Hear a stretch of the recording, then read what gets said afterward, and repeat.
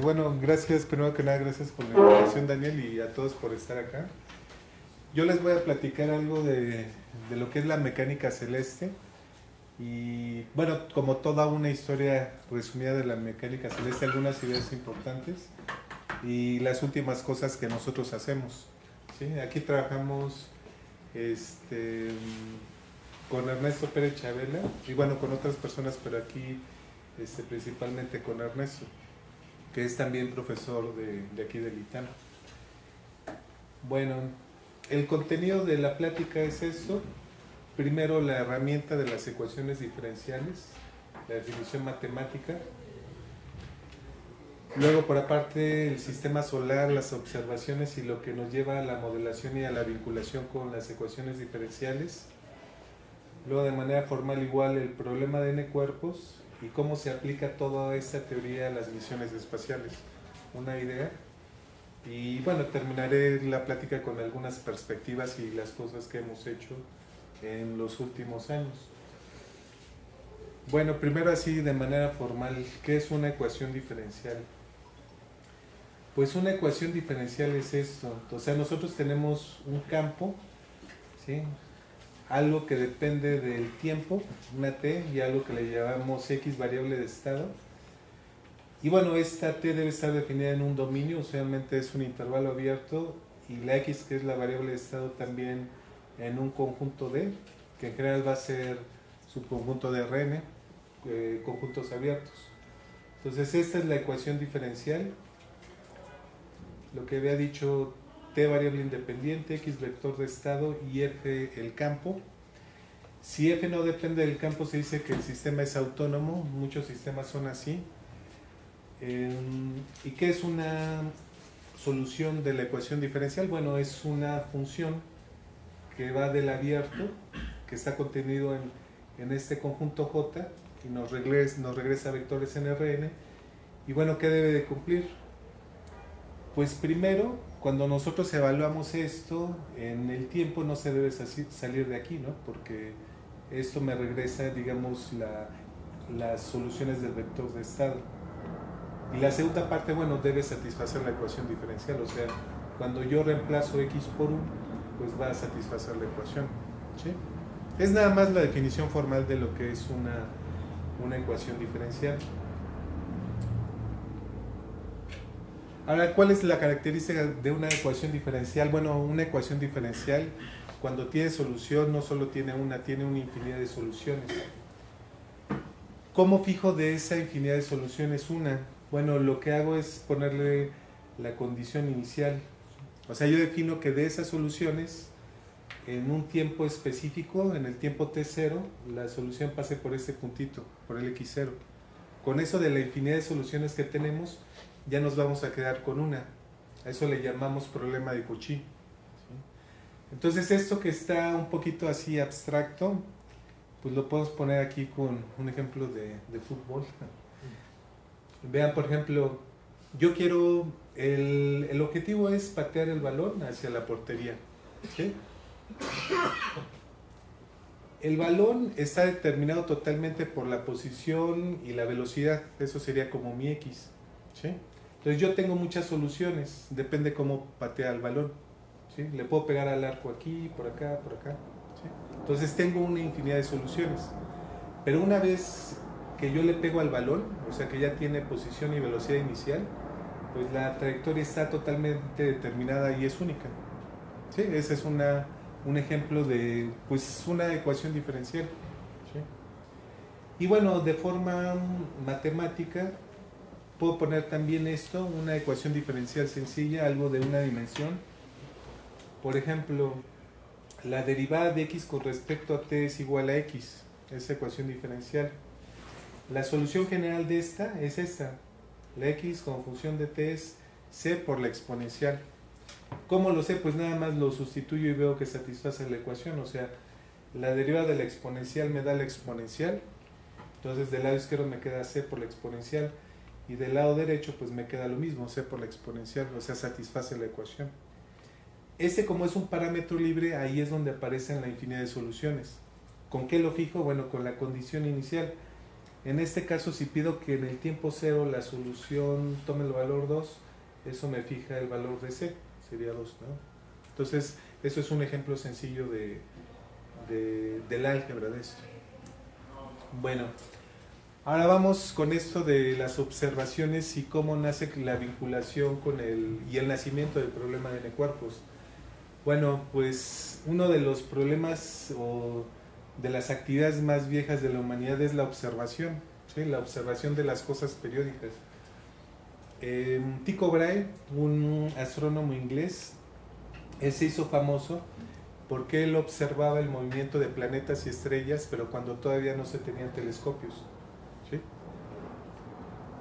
Una cosa curiosa de Tycho, que aquí está su nariz. En un duelo perdió la nariz, en un duelo con algún compañero, parece que fue por defender una idea matemática, ¿sí? Así. Y bueno, él usaba un implante, una prótesis de nariz, esta es su nariz. Entonces, bueno, él tuvo muchas observaciones, él fue como alguien que observó en particular Marte, y después tenemos a Kepler. Kepler trabajó con Tycho Brahe, él quería utilizar los datos de Tycho Brahe para crear una teoría del movimiento alrededor del Sol. A Tycho Brahe nunca le pareció darle los datos. Cuando muere Tycho Brahe, bueno, dice Kepler, bueno, voy a utilizar toda esa información para crear un modelo del movimiento alrededor del Sol. Pero mientras no podía utilizar esos datos, él, utilizando los sólidos platónicos, creó una teoría acerca de cómo se mueven los planetas alrededor del Sol. ¿Sí? Él estaba, por alguna razón, él estaba impactado por estos poliedros regulares y quiso crear una teoría utilizándolos. ¿Sí? Obviamente, bueno, la teoría nunca funcionó. Eso lo publicó acá. Después de publicar el libro, con los datos de las observaciones del movimiento de Marte alrededor del Sol, es que crea estas leyes famosas. Son 3 leyes, esas son puramente observacionales con los datos. La primera, cada cuerpo se mueve alrededor del Sol siguiendo un movimiento elíptico. El Sol es uno de los focos. La segunda ley, que es la ley de las áreas iguales, básicamente esto lo pueden interpretar que los cuerpos que se mueven alrededor del Sol es más rápido el que tiene un radio orbital menor. ¿Sí? Si yo tengo al Sol y un planeta que se mueve alrededor, es más rápido el que tiene un radio menor al que tiene un radio mayor. ¿Sí? La segunda ley la interpreto así. Y la tercera ley, la ley armónica, que le dio ese nombre, que es el periodo de la órbita. El cuadrado del periodo de la órbita es proporcional al semieje mayor, al cubo del semieje mayor. Él, al ver esa relación, todavía con esta idea de la armonía en el universo, le dio el nombre de la ley armónica. Es una ley muy bonita. Y es interesante porque no depende de la excentricidad, solamente depende del semieje mayor. Bueno, todas estas 3 leyes que son puramente observacionales, resulta que después Newton viene a deducirlas de primeros principios. ¿Qué son los primeros principios? Nosotros definimos una ecuación, por ejemplo, una ecuación que describe el movimiento de 2 cuerpos, y resolviendo ese sistema, lo que hizo Newton fue deducir cada una de estas. Todas esas cosas y algunas otras más las publica aquí. La aportación de Newton a las matemáticas y a la física es impresionante. Él necesitaba cálculo diferencial para entrarle a estas cosas, aportó ideas, el desarrollo del cálculo diferencial. También segunda ley de Newton, la fuerza es igual a masa por aceleración, y también la ley de gravitación universal. O sea, las aportaciones de Newton son impresionantes. Bueno, ¿cuál es la ley que se utiliza aquí para el movimiento de 2 cuerpos? 2 cuerpos que tienen masa, la masa es un parámetro de los cuerpos. Él dice, se atraen con una fuerza que tiene esta magnitud. Esto se lee así: la fuerza de atracción entre los dos, que es la misma, O sea, por ejemplo, yo atraigo a la Tierra y la Tierra me atrae a mí, es la misma fuerza. Es proporcional al producto de las masas, aquí, la masa del cuerpo 1 y la masa del cuerpo 2, e inversamente proporcional al cuadrado de la distancia. R es la distancia entre los dos cuerpos. ¿Sí? G, que es una constante de proporcionalidad, aquí es la de gravitación universal. ¿Sí? Esa es la ley que deduce Newton, o bueno, que establece Newton. Lo interesante de esto es que cuando Newton establece el problema de dos cuerpos, ¿sí? Cómo se mueven dos cuerpos, él resuelve ese problema, ¿sí? Y encuentra que todos los movimientos son cónicas. Entonces tenemos el círculo, la elipse, la parábola y la hipérbola, ¿sí? Todos estos movimientos son cónicas cuando se miden alrededor del centro de masa. Ahorita explicaré qué es eso. Pero en particular en el caso del sistema solar, lo que nos interesa son estos, las circunferencias o la elipse. ¿Sí? Son movimientos periódicos y acotados. ¿Sí? Entonces, por ejemplo, en general, si yo tomo dos cuerpos que se estén moviendo en movimientos elípticos, las elipses son así. Vean, hay una elipse como pequeñita, ese es el cuerpo que tiene mayor masa, se mueve alrededor de un foco, se ve así, y el otro cuerpo que tiene menor masa está diametralmente opuesto al centro de masa, ¿sí? Pero se mueve un poquito más. Es más fácil que se mueva el cuerpo que tiene menor masa, ¿sí? Pero los dos siguen movimientos elípticos. Ahora, ¿qué pasa, por ejemplo, en el movimiento del Sol y Marte? ¿Sí? Ambos cuerpos se mueven en elipses, solamente que la elipse del Sol tiene un semieje mayor tan pequeño que no lo podemos percibir. Está prácticamente fijo ante nuestros ojos. ¿Sí? Y bueno, por ejemplo, los planetas, el movimiento de los planetas usualmente se caracteriza por excentricidades pequeñas, cercanas a cero, y eso tiene sentido.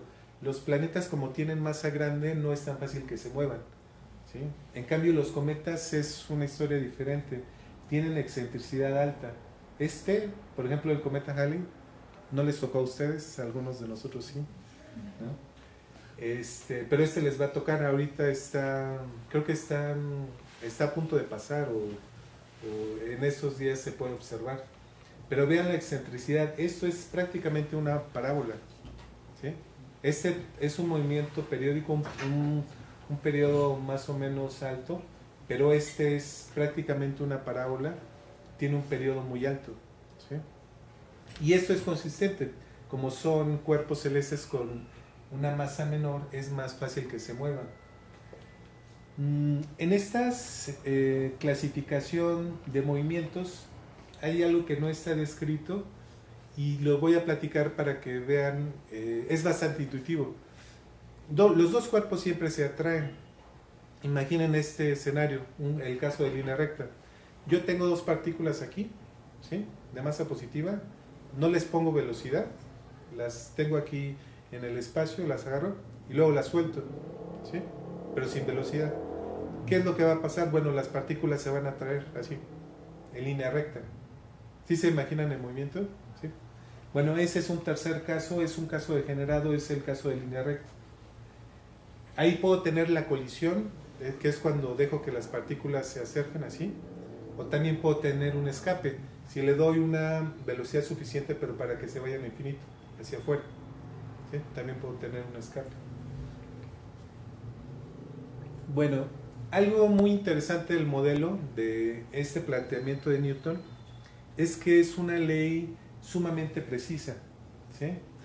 Si yo planteo, por ejemplo, aquí yo sé que la fuerza es proporcional al inverso de la distancia al cuadrado. Entonces yo planteo aquí, digo, bueno, ¿y qué pasa si yo mido experimentalmente cuál es el error de este 2? O sea, el épsilon que yo le pongo, ¿cuál sería el valor numérico de ese error? En escalas de laboratorio, o sea, de metros, ¿sí? Ese error es de 10 a la menos 4. Y en escalas astronómicas, o sea, en escalas del sistema solar, el error es de 10 a la menos 10. O sea, es un modelo muy, muy bueno. Y también, bueno, lo interesante de este modelo, en nuestro caso, es que nos sirve para replicar movimientos por medio de computadoras, por medio de algoritmos, ya platicaré de eso. Bueno, esa es la motivación de la observación. Está la vinculación al problema de dos cuerpos, y ya de ahí se establece el problema general de n cuerpos, ¿sí? En teoría moderna esto sería el problema de n cuerpos, n partículas interactuando gravitacionalmente. Esta es la interacción gravitacional. Esto sería como la aceleración, sería como la fuerza dividida entre la masa. Pero vean que aquí aparece un cubo, ¿sí? ¿Por qué aparece el cubo si en la fuerza está al cuadrado? Bueno, lo que pasa es que arriba tenemos un vector, ¿sí? Cuando yo calculo la norma de esto, me aparece nada más el cuadrado de la distancia, ¿sí? Bueno, aquí las R representan los vectores de posición, las V las velocidades, M las masas y bueno, G ya sabíamos, la constante de gravitación. Pero vean, hay un problema. ¿Qué pasa cuando RI es igual a RJ? O sea, cuando dos cuerpos están en la misma posición. Pues esto no está definido, ¿sí? Esas son las denominadas colisiones. Hay problemas ahí. Hay muchos problemas ahí teóricos y también numéricos, ¿sí? Bueno, aquí en analogía al ejemplo que les había puesto de patear la pelota de fútbol, ¿qué es lo que me define a todas las trayectorias? Bueno, si yo tengo n cuerpos, necesito dar n posiciones y n velocidades, ¿sí? Una vez que defina tanto posiciones como velocidades, las órbitas están totalmente definidas. Este sistema, uno lo primero que pensaría, bueno, ¿y por qué no lo resuelven también como lo hizo Newton para el caso de dos cuerpos? Lo que pasa es que para n mayor a 2, o sea, desde 3 en adelante, no se puede resolver, ¿sí? No se puede resolver como se hizo con el de dos cuerpos. Y eso, bueno, eso ¿qué implica? Hay una cantidad enorme de soluciones para el problema de tres cuerpos y en adelante ya hablaré de eso. Sí, pero el problema es que para n mayor o igual a 3 no lo podemos resolver. Solamente pues podemos estudiar casos específicos y si hay algo de teoría, ahorita hablaré más de eso. Ahora, ¿por qué es útil el caso de n es igual a 2? Este que comprendemos muy bien, el movimiento descrito por Kepler y estudiado por Newton. Bueno, lo primero, voy a mencionar lo que es una maniobra orbital. Digamos que el objetivo es el siguiente, ya pensando en una aplicación. Tenemos el movimiento de un satélite, ¿sí? Alrededor de, por ejemplo, de la Tierra, ¿sí? Y por algún motivo se quiere pasar ese movimiento en un radio 1 a un radio mayor, a un radio 2. Eso se puede hacer y se hace mediante algo que se llama maniobra orbital, ¿sí? Quien estudió las maniobras orbitales, o más bien que las introdujo, fue Walter Hoffman. Lo hizo en 1925, pero es algo muy curioso. Él era un ingeniero civil que trabajaba en construcción de caminos y puentes, ¿sí? Ya una vez que se retiró, hizo este libro y ahí explica cómo es el proceso de la maniobra orbital. A ver, aquí tengo el diagrama. Miren, inicialmente aquí está el planeta y tenemos a un cuerpo que orbita a digamos una órbita circular de radio R1, ¿sí? Y el objetivo es pasarlo a una circular de radio 2. Entonces, cuando este está orbitando, le ponemos un impulso V1, ¿sí? Eso va a hacer que esta órbita circular pase de circular a elíptica, ¿ok? Luego, ya que tiene el impulso, entonces esta órbita se modificó de ser circular a elíptica, ahora va a seguir esta trayectoria elíptica, pero cuando alcance el punto con distancia más grande del foco, cuando alcance este punto, volvemos a aplicar otro impulso. Estos impulsos se hacen con motores en la nave espacial. Cuando aquí se aplica el impulso, eso permite que la órbita se quede en la en el círculo de radio R2. ¿Sí? Esta es la maniobra orbital que se utiliza en las misiones espaciales. ¿Sí? A mí me llama mucho la atención que esta persona, este ingeniero, que lo hizo realmente por hobby, su trabajo haya sido tan fundamental en el desarrollo de las aplicaciones de la mecánica celeste. Bueno, ese es un caso interesante de aplicación, algo más reciente, algo que es totalmente extraordinario en términos de tecnología y aplicaciones de la mecánica celeste, pues son las misiones espaciales. No sé si alguna vez han escuchado de este programa de la NASA para la protección de la Tierra. ¿Alguna vez han escuchado eso? ¿No? Lo que pasa, ¿qué es lo que pasa con la Tierra? En la Tierra, bueno, a veces se ve impactada por asteroides, por objetos celestes. ¿Sí? Digo, usualmente los que han entrado en la Tierra no han caído así en lugares poblados y no han sido de tamaños tan grandes.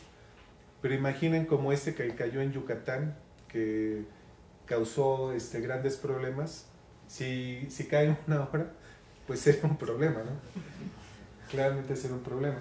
Entonces, desde hace años se está planeando, bueno, ya es una estrategia, modificar esas trayectorias de esos cuerpos celestes, y hay diferentes técnicas. La técnica más aceptada es la deflexión por impacto.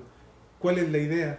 Imaginen que tienen a la Tierra, viene un cuerpo celeste que le va a pegar a la Tierra, entonces enviando a un cuerpo desde la Tierra, la idea es impactar a este cuerpo que viene y modificar su trayectoria. ¿Sí? Esa es la idea de la deflexión por impacto.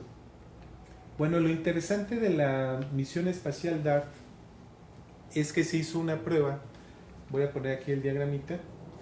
Hay una luna que se llama Didymos, un asteroide que se llama Didymos, y ese asteroide tiene una luna natural que se llama Dimorphos. O sea, una luna es simplemente un objeto natural que gira alrededor de este. Si está Didymos aquí, este gira alrededor de este. Sí, es una luna natural. Lo que se hizo es que se mandó a la sonda espacial DART para impactar a la luna. ¿Sí? ¿Cuál era el objetivo de impactar a la luna Dimorphos? Era modificar la trayectoria orbital. ¿Sí? A ver, para que tengan una idea de las dimensiones, DART, que es esta sonda espacial que se envió, pues es más o menos como un refrigerador. Estas son las dimensiones. ¿Sí? Es algo como de 1 metro, 1.2 por 1.3 por 1.3 metros. Es como una caja. ¿Sí? Esa caja, cuando se lanzó, pesaba alrededor de 610 kilogramos, pero conforme fue avanzando, por pérdida de combustible y otras cosas, queda en 580 kilogramos cuando impactó. Ahora vean cuáles son las dimensiones de Didymos y Dimorphos. Dimorphos, que es el más pequeño, que es este, pues tiene un diámetro de 160 metros, o sea, realmente no es muy grande, y tiene esta masa. ¿Sí? Es algo así como 1,000 millones. 1,000 millones, exacto. Y Didymos, bueno, es un poquito más grande, ¿no? Tiene 2 órdenes de magnitud más grande. Y por eso este gira alrededor de este. Entonces sí, lo interesante es cuando se empezaron a monitorear los datos, cambió en un 5% la órbita.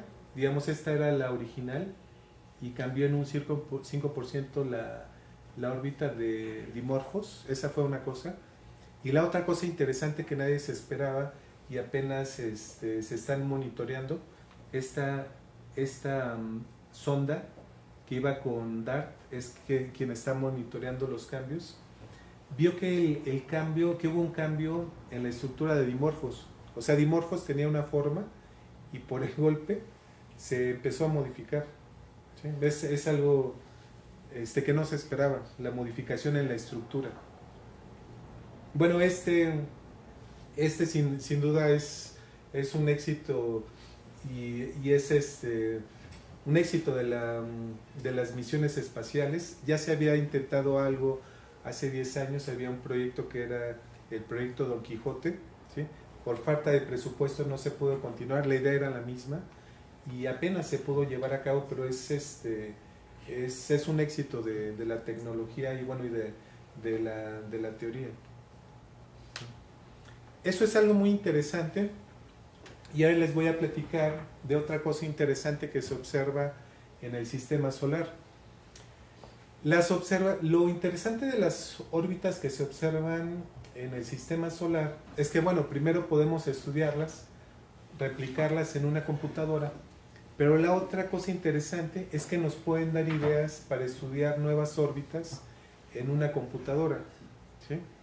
A ver, les voy a poner esta órbita de Saturno llano y Epimeteo. Esta es una órbita del problema de tres cuerpos que, bueno, como dije, no se puede resolver ese problema.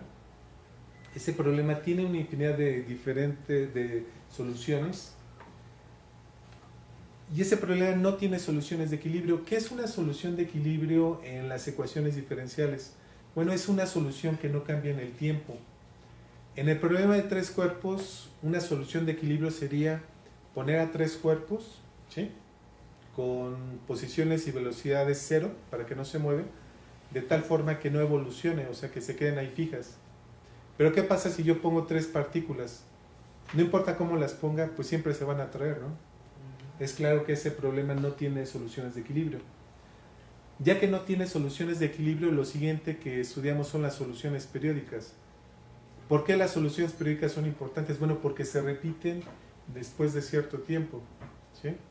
Pero no son las soluciones periódicas es lo que estudiamos. Estudiamos las soluciones periódicas y las simétricas. Porque imaginen que tienen algo que da 1.000.000 de vueltas y da como ricitos y después de 1000 vueltas ya se vuelve a cerrar. Sería muy difícil caracterizar eso, ¿sí? Sería más fácil caracterizar algo que solamente después de una vuelta cierra, ¿sí? Entonces, dentro de todo el manojo de soluciones periódicas, en particular nos interesan las simétricas. Bueno, el sistema que les voy a contar, el sistema Saturno llano y Epimeteo, es un sistema que tiene una simetría, pero tiene órbitas muy inusuales. A ver, les voy a explicar cuál es la idea. Aquí se tiene a Saturno, ¿sí?, ese planeta gigante, y Saturno tiene dos lunas, Llano y Epimeteo. Las lunas Llano y Epimeteo pues son mucho menores a Saturno. La relación es de 10 a la menos 9, o sea, ya se imaginarán qué tan grande es Saturno con respecto a las lunas. Pero lo interesante en este sistema es que la proporción entre las masas de las lunas es 1 a 4.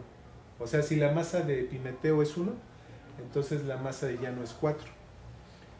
Pero esa relación permite una interacción muy peculiar en este sistema. A ver, voy a ver cuál es la dinámica de estos cuerpos en la órbita. Dime. ¿Qué significaba el 10 a la menos 9?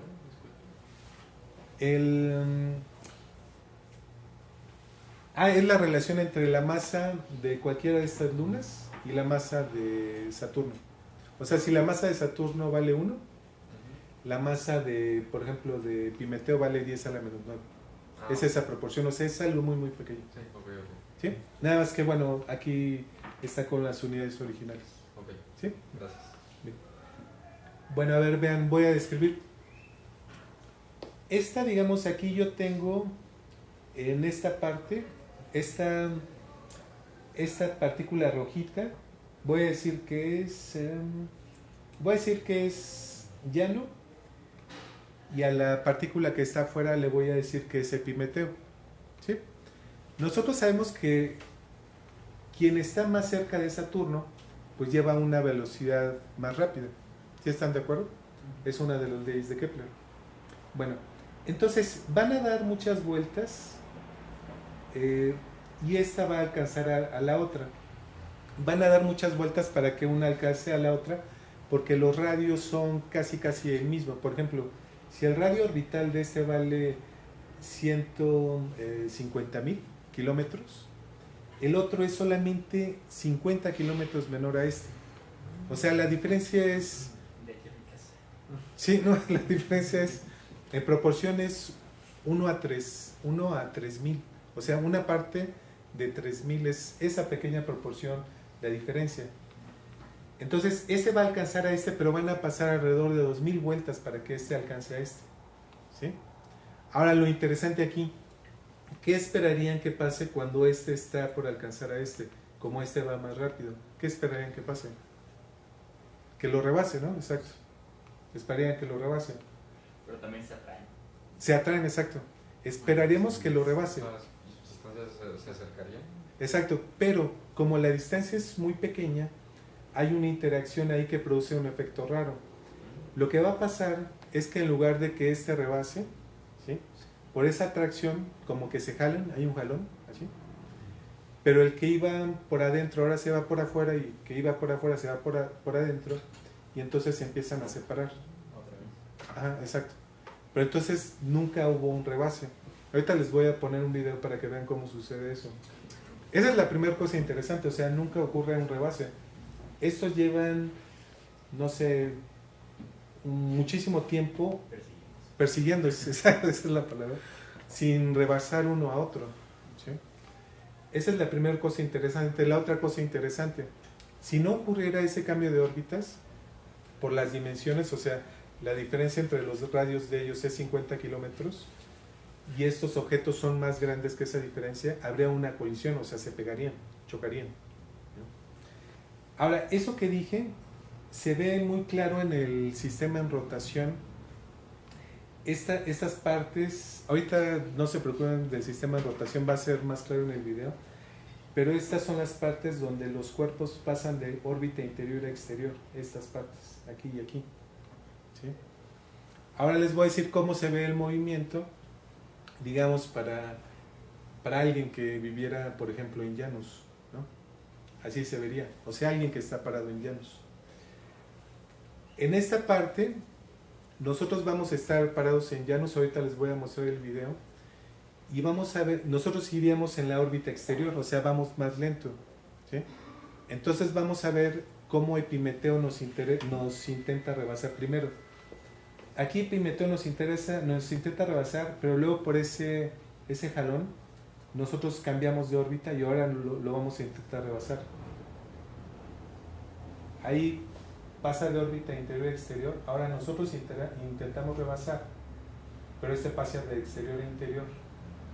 Y así se va repitiendo este movimiento. ¿Sí? ¿Y cada cuánto sucede ese movimiento?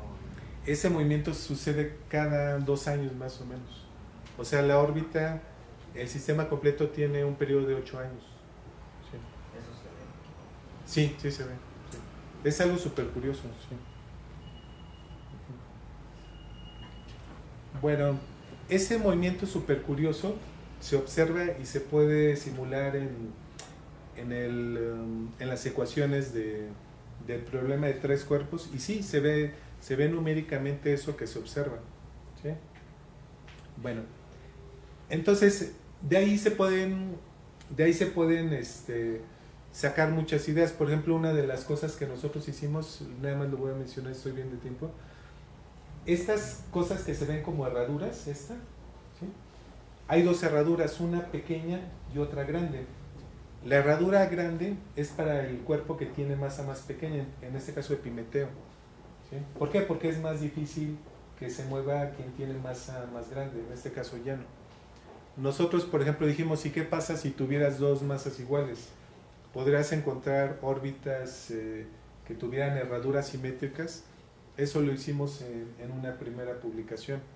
¿Sí? Pero precisamente la idea vino de esta observación.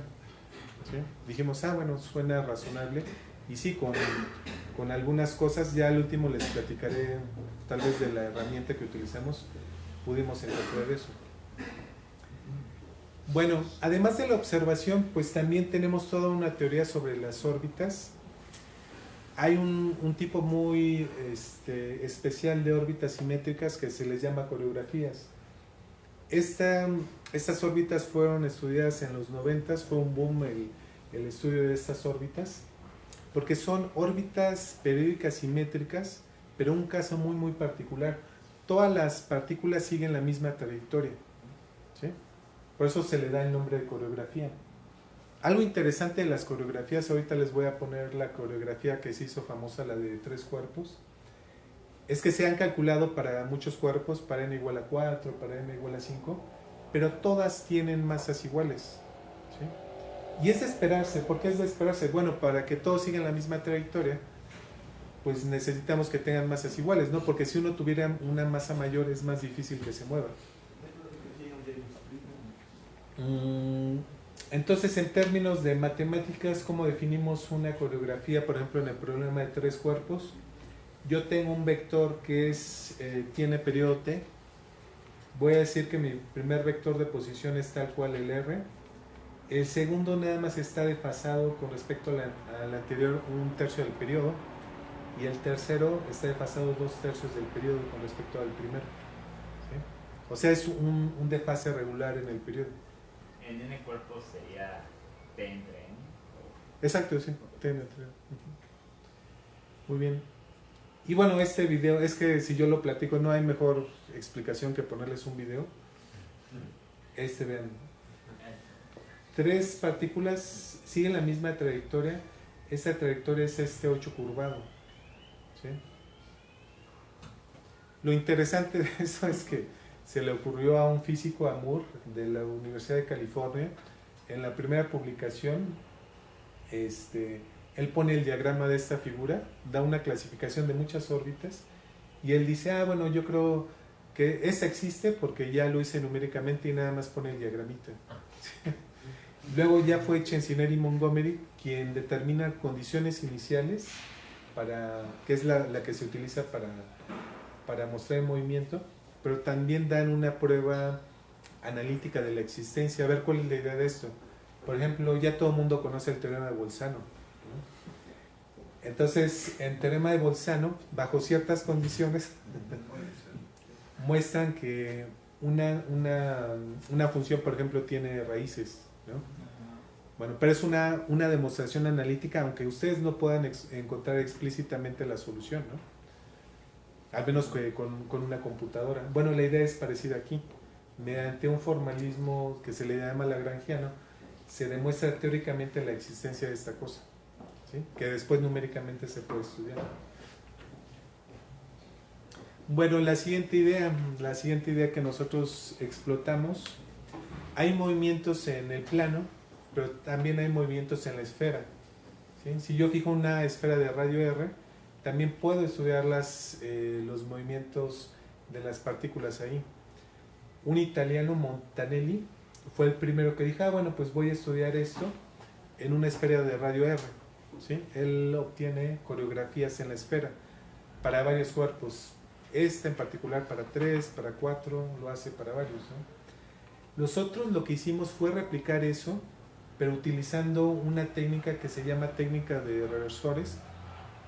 Nuestra aportación en ese sentido fue que las técnicas para estudiar órbitas simétricas en el plano, mostramos que también se cumplen o se aplican para este sistema, que es el de 3 cuerpos en la esfera, ¿sí? Nosotros, nuestra última publicación, la de este año, ahí mostramos Si ven, es una modificación del problema que teníamos antes. Aquí ya aparece el radio, ¿sí? Estas son las ecuaciones de 3 cuerpos en la esfera, ¿sí? Que no están, sí están feas, pero no están tan feas como otras formulaciones. Esta es la parte bonita de las ecuaciones. Y se ven bonitos porque, por ejemplo, tiene un producto punto, este es invariante ante rotaciones, ¿sí? Y son cosas que utilizamos para nuestro artículo. O sea, no están tan feas estas. Y nosotros, por ejemplo, la órbita que calculamos numéricamente es esta es una integración numérica. En esta esfera creo que el radio era 20, ¿sí? Entonces pudimos aplicar la misma técnica para órbitas simétricas, pero en la esfera, ¿sí? ¿Qué utilizamos como guía? De hecho, utilizamos esta. La condición inicial de esta, nada más la pusimos en una esfera de un radio muy grande, ¿sí? Entonces, cuando tiene una esfera de un radio muy grande, es prácticamente un plano, ¿no? ¿Sí? O sea, la esfera tiene un radio muy grande, casi es un plano.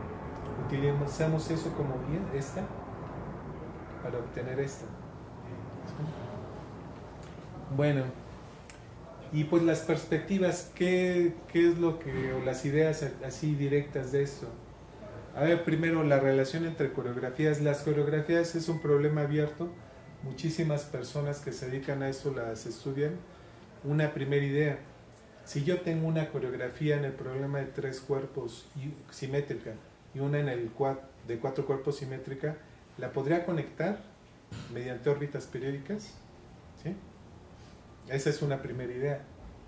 ¿Sí? O sea, mediante cambiando las órbitas e introduciendo un cuerpo adicional en el sistema original de 3, la pregunta es si podía conectar a una de 4 cuerpos. ¿Sí? Esa conexión se ha hecho, pero digamos, cuando tengo problema de 3 cuerpos, conectar una coreografía con soluciones especiales en el mismo problema de 3 cuerpos. Pero la idea es aquí un poquito más ambiciosa, conectar de 3 cuerpos a 4 cuerpos, lo cual no es sencillo porque están aumentando la dimensión, ¿no? ¿Cómo defino mi nuevo sistema? Esa es una primera idea. La segunda idea, pues ya que pudimos encontrar una coreografía en la esfera, pues estudiarlas, caracterizarlas en la esfera, y también lo podemos replicar en un hiperboloide. ¿Sí? Lo primero para generalizar un plano es algo con curvatura positiva en la esfera y con curvatura negativa el hiperboloide. ¿Sí? Montanelli también calculó esas cosas en el hiperboloide. Y la última idea, por ejemplo, esta es una imagen de la Vía Láctea. ¿Sí? Pero a ver, vean esta, o sea, tiene una simetría. Para empezar, tiene una simetría. ¿Sí? Es simétrica con respecto al origen. Y otra cosa, pero no está en una línea recta, o sea, está distribuida en el espacio. ¿Sí? La siguiente cosa sería, pues, introducir modelos más simples, modelos simples que permitan entender estas estructuras, estas formas en escalas más grandes. ¿Sí? Yo nunca he visto que alguien explique de forma sencilla por qué la estructura de la Vía Láctea es así, ¿no? Entonces, bueno, y como el problema de 2 cuerpos y de n cuerpos funciona tan bien, tal vez con una modificación se podrían explicar estas estructuras. ¿Sí? Y bueno, voy bien de tiempo, voy a acabar ahorita. Pues gracias por su atención.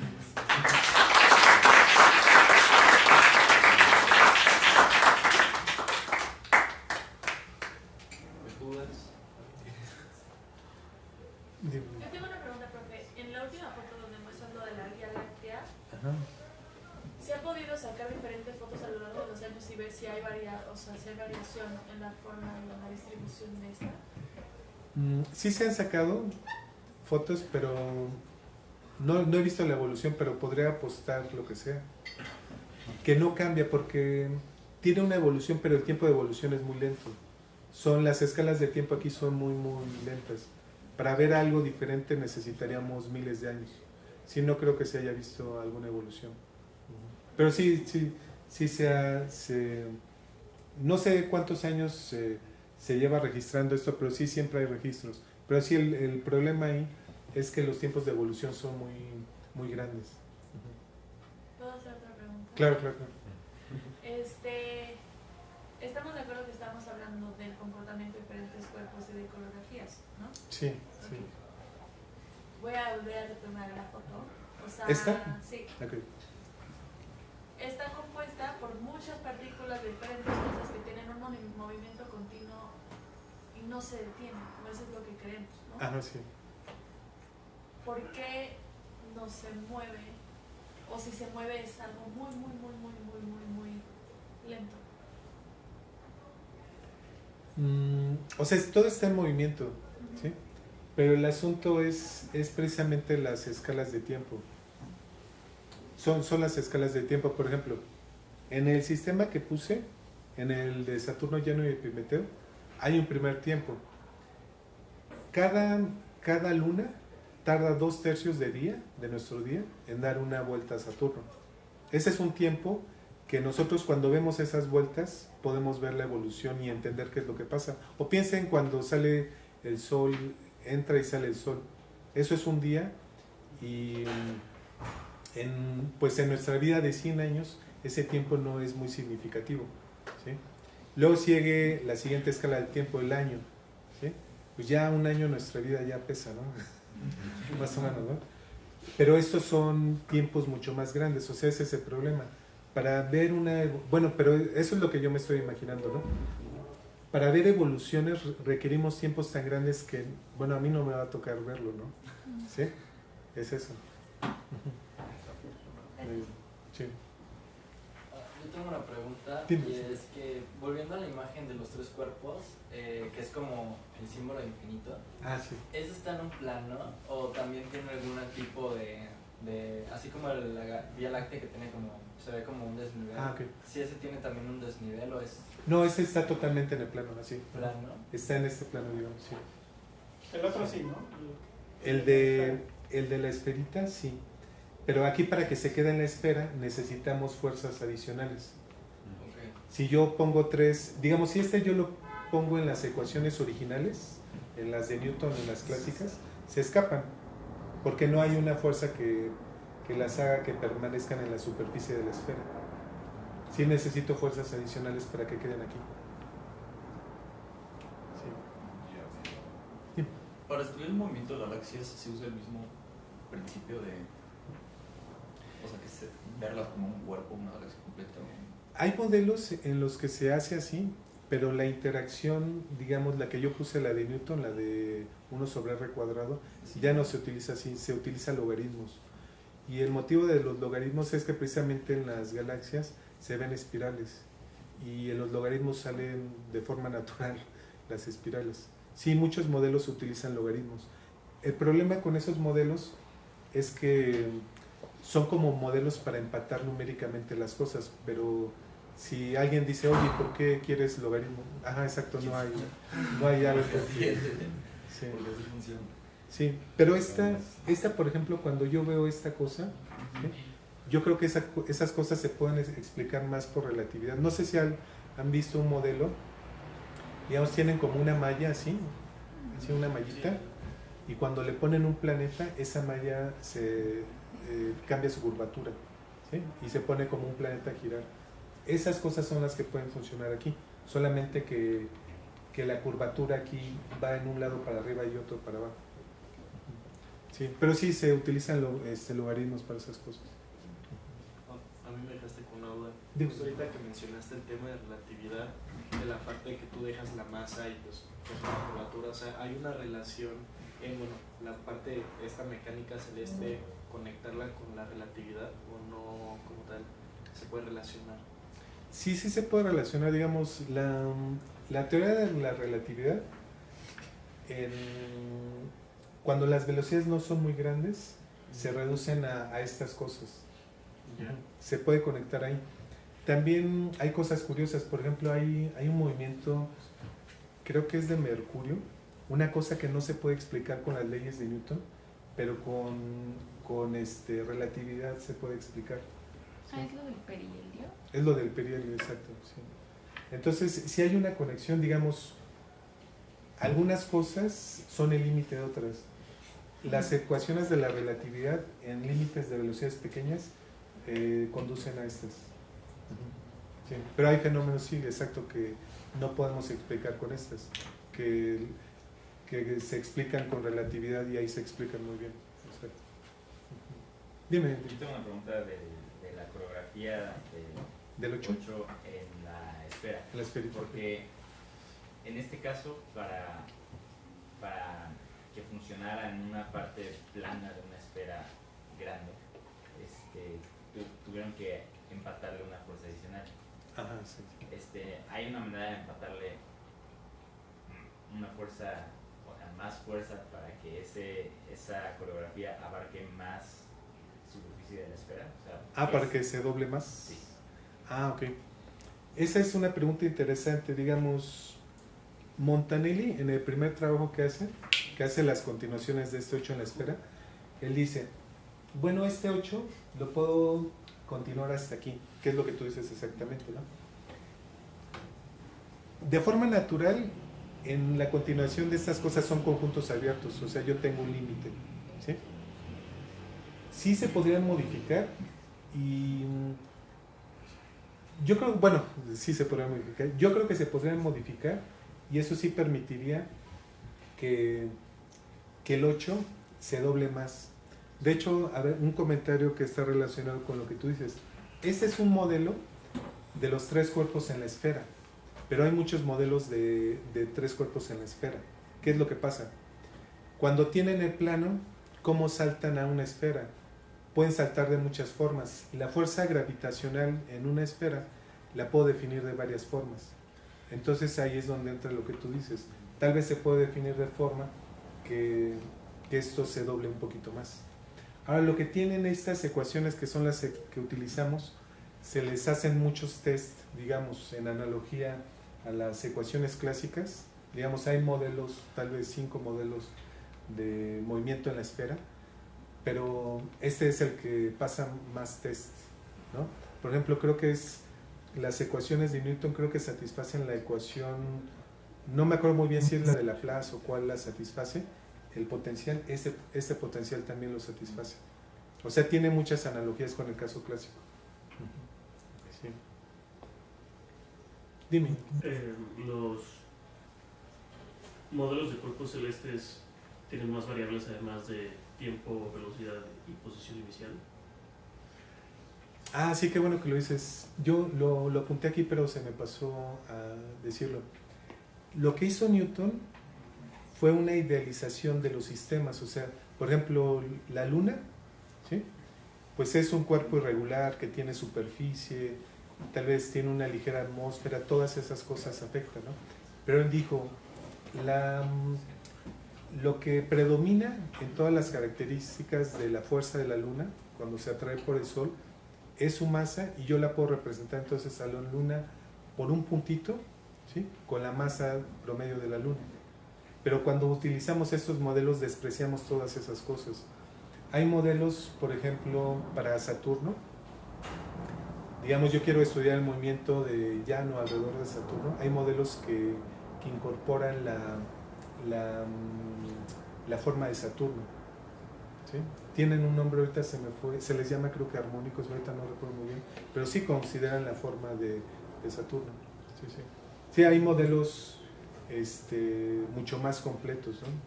Que numéricamente se pueden trabajar. Sí. Por ejemplo, pues se ha estudiado el movimiento de los planetas alrededor del Sol, pero justo una pregunta es, ¿el Sol sigue algún movimiento en particular o sigue alguna trayectoria en particular en la galaxia, o eso no se ha estudiado más a fondo? Ah, sí. Sí, ese es un punto importante también que está relacionado con el centro de masa. Por ejemplo, si yo estudio un movimiento, ¿sí? Algo que vea, ¿sí?